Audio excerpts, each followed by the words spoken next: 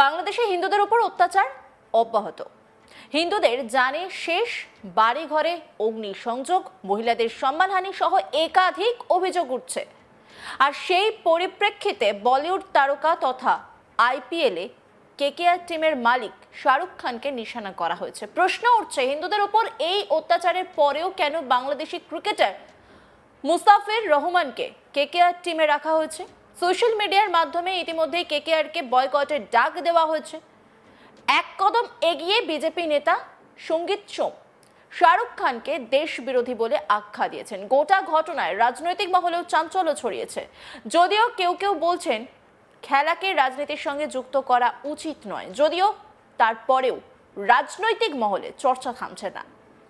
BJP নেতা সঙ্গীত সোমকে সমর্থন করে শাহরুখ খানের ভূমিকার সমালোচনা করলেন বিজেপি নেতা অর্জুন সিং। তবে শুধু শাহরুখ খানই নয়, রাজ্যের মুখ্যমন্ত্রী মমতা ব্যানার্জিকেও নিশানা করেন তিনি।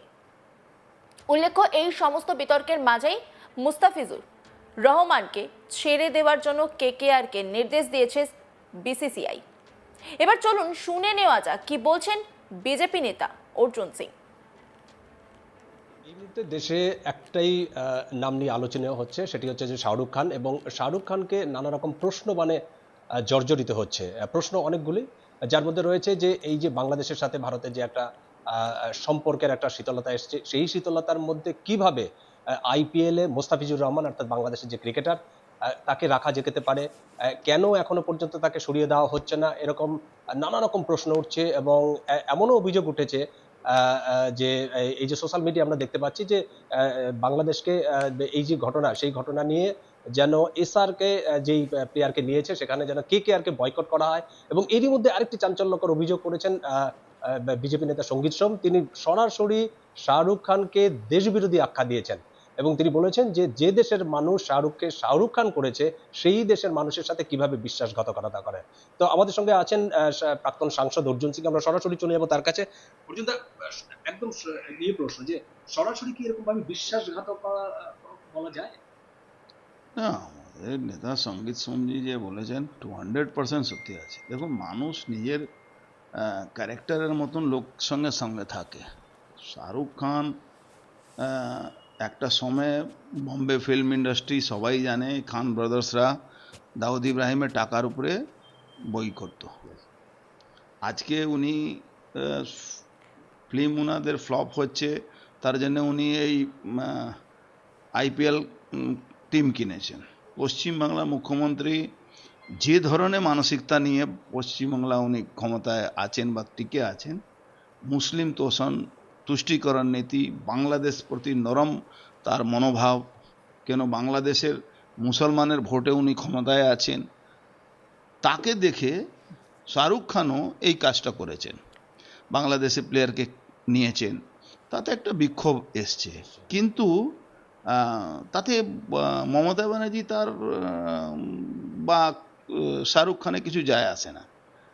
দেখুন, আসলে সরকারকে একটা কড়া মনোভাব নেওয়া দরকার আছে। গভর্নমেন্ট অফ ইন্ডিয়া এই ধরনের লোকগুলো যারা দেশ বিরোধী কাজের সঙ্গে যুক্ত আছে, তাদের উপরে নানাভাবে অঙ্কুশ রাখা দরকার আছে। একটা সময়ে এরা দাউদ ইব্রাহিমের আঙুল হেলানিতে চলতো, এখন তারা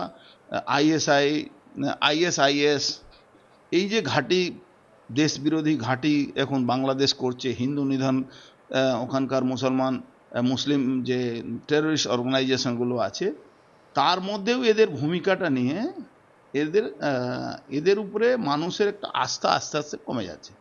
এরা ভারতবর্ষের মধ্যে নিজেকে এরা মাঝে মাঝে বলে ফেলে কি ভারতবর্ষে আমরা অসুরক্ষিত আছি, কিন্তু পাকিস্তানে এরা সুরক্ষিত আছে, বাংলাদেশে এরা সুরক্ষিত আছে, এরা সিরিয়াতে সুরক্ষিত আছে, এরা এরা একে সমর্থন করবে, আপনার গাজাকে সমর্থন করবে, ফিলিস্তিনকে সমর্থন করবে, কিন্তু দেশকে সমর্থন করবে এরকম নেই। এটা প্রমাণও হয়ে গেছে।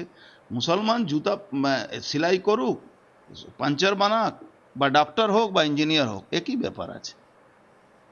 1000-এর মধ্যে না 1 লাখ না 1 কোটির মধ্যে 2টো মুসলমান ভালো পাবে, বাদ বাকি সব একই ব্যাপার আছে। আপনার কি মনে হয় মানে খেলার সাথে রাজনীতির সাথে জড়িয়ে দেওয়াটা কেন খেলার সঙ্গে রাজনীতি? খেলা আমাদের লোক যে হিন্দুদেরকে নিধন করছে বাংলাদেশে, তারপরেও আমরা তাদের সঙ্গে খেলবো, তারপরে তাদেরকে আমরা গুরুত্ব দেব? এটা হয় নাকি? দুটো জিনিস একসঙ্গে হয় না।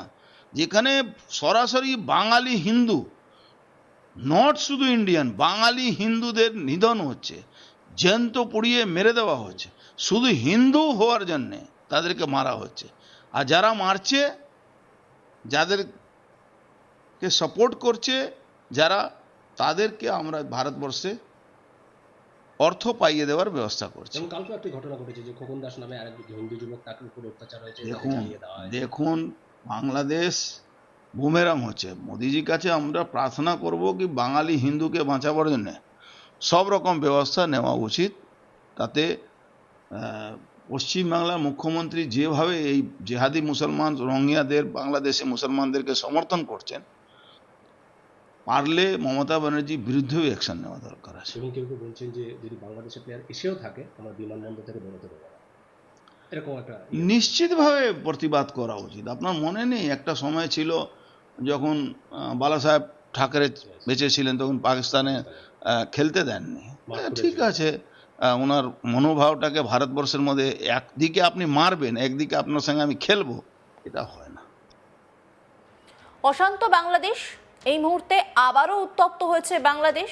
সেখানে সংখ্যালঘুদের ওপর যে অত্যাচার তা অব্যাহত রয়েছে। একের পর এক ঘটনা কান পাতলেই শোনা যাচ্ছে। হিন্দুদের জানে শেষ করে দেওয়া হচ্ছে, তাদের বাড়িতে অগ্নিসংযোগ করা হচ্ছে, মহিলাদের সম্মানহানি করা হচ্ছে, এরকম একাধিক অভিযোগ বিভিন্ন সময় সামনে আসছে।